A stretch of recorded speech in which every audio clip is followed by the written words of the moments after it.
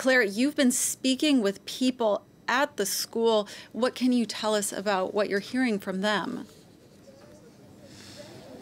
Well, I can tell you I just walked about 10 minutes ago in front of the school, which you can make out behind me, just after those police vans. There is still a body bag outside the school. That inside is the body of a French teacher who was killed. And I just spoke to a philosophy teacher who told me how he experienced the attack. The attacker was inside the school at that moment in the courtyard, and the attacker asked him, "Are you a history teacher?"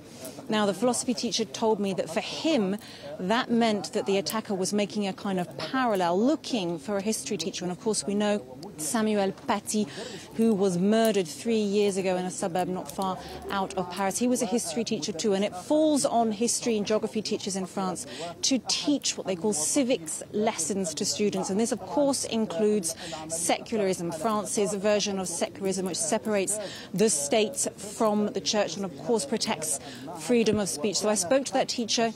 He's clearly quite shaken up.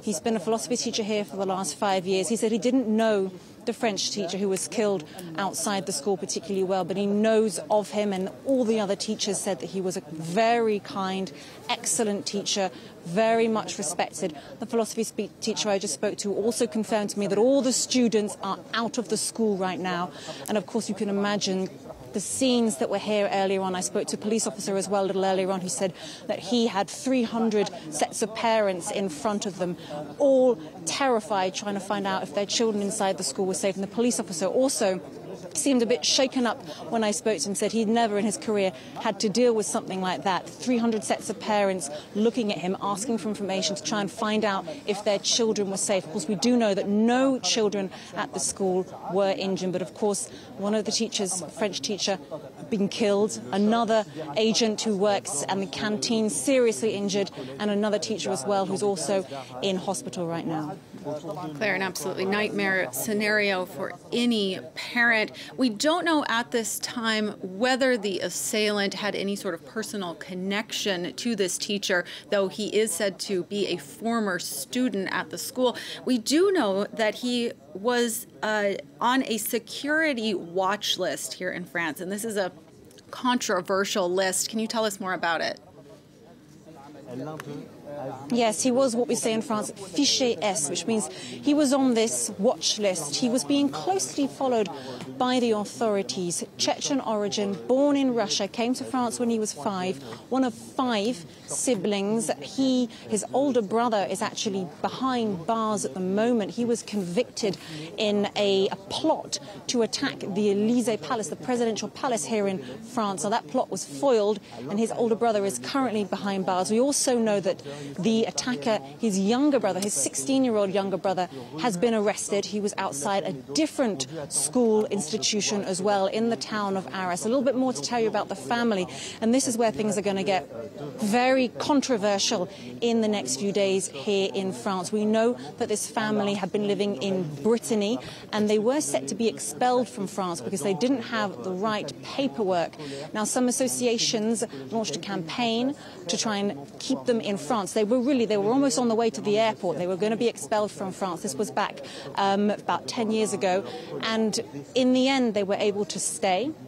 They moved to Arras, and the father was later expelled, but the mother and her 5 children stayed here in France. So, of course, there'll be many questions asked in the next few hours and the next few days about how this family was able to stay here. We do, of course, know that the attacker was being closely watched by the security services. It was very clear that there was a reason to watch him, but of course, no one here in the town of Arras that I've spoken to could ever have imagined such a drama to take place in this quite sleepy northern town in the north of France. Of course, this was also a town where just a few months ago, when we saw big urban violence, riots across France in many different towns, Arras stayed quiet. There weren't big riots and urban violence here. Of course, today, the town is really, really shaken up. Mm-hmm. And Claire, President Emmanuel Macron rushed to the scene. We just heard him speak, but can you tell us a little bit more about the government and security presence there?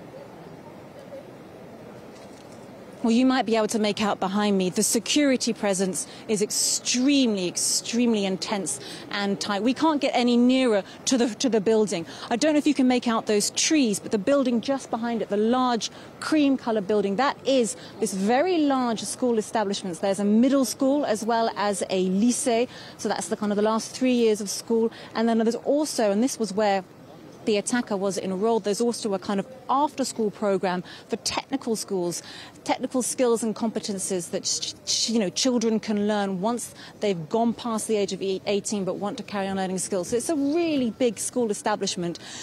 Under the trees there, that is where about 10 minutes ago I saw the body bag containing the body of the French teacher who was struck down, who was stabbed to death by the attacker.